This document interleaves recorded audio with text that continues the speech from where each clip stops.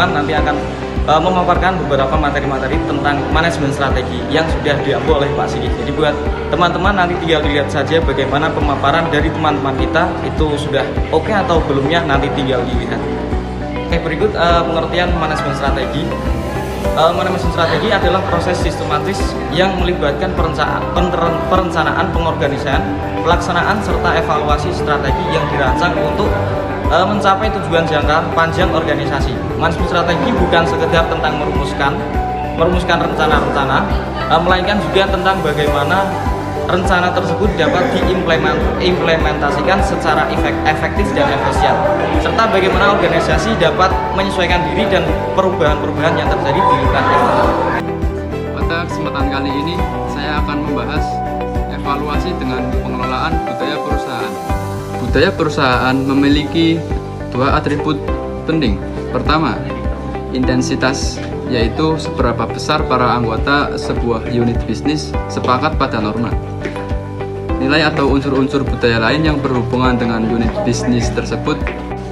Masalah penting yang dihadapi oleh perusahaan dengan budaya yang kuat adalah bahwa perubahan dalam misi, sasaran, atau kebijakan perusahaan yang kemungkinan terhadap budaya organisasi yang dianut. Dan pekerjaan penting yang harus dilakukan oleh pihak manajemen adalah yang pertama, yaitu mengevaluasi perubahan khusus dalam strategi yang akan berpengaruh besar terhadap budaya perusahaan. Kedua, menilai apakah perubahan dalam budaya memang diperlukan. Dan yang ketiga, memutuskan apakah usaha mengubah budaya perusahaan sebanding dengan biaya yang harus dikeluarkan. Evaluasi dan pengendalian pengawasan. Evaluasi strategi meliputi 3 aktivitas dasar, antara lain memeriksa dasar strategi perusahaan, membandingkan hasil yang diharapkan dengan hasil aktual, dan mengambil tindakan koreksi untuk memastikan kinerja sejalan dengan rencana. Yang kedua, evaluasi strategi sama pentingnya dengan informasi yang mendasari operasinya. Ada 4 jenis dasar pengendalian strategi. Yang pertama, pengendalian premis.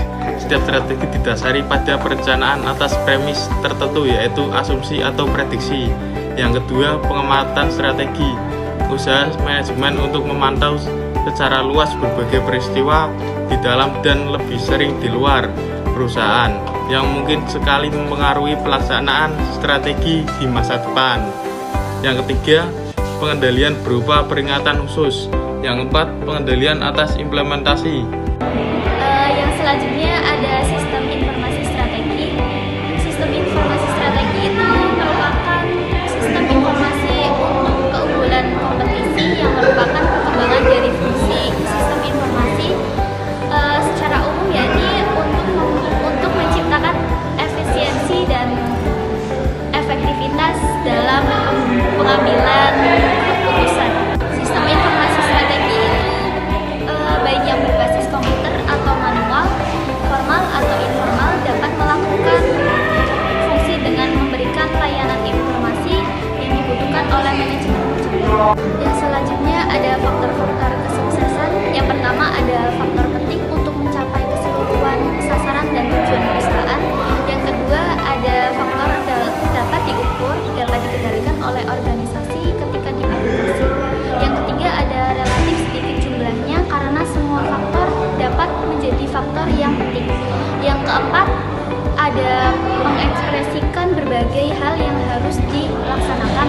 Yang terakhir itu diaplikasikan pada seluruh perusahaan dalam industri yang memiliki kesamaan sasaran dan strategi.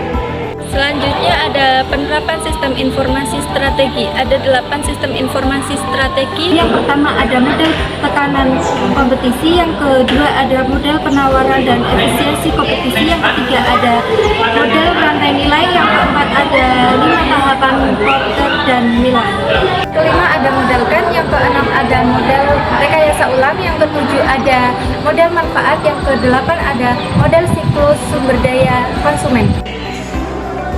Selanjutnya 3 pendekatan berikut ini bisa untuk membantu mendapatkan kesesuaian antara pengukuran penghargaan yang diberikan dengan sasaran strategi yang jelas dan kerangka waktu yang tepat.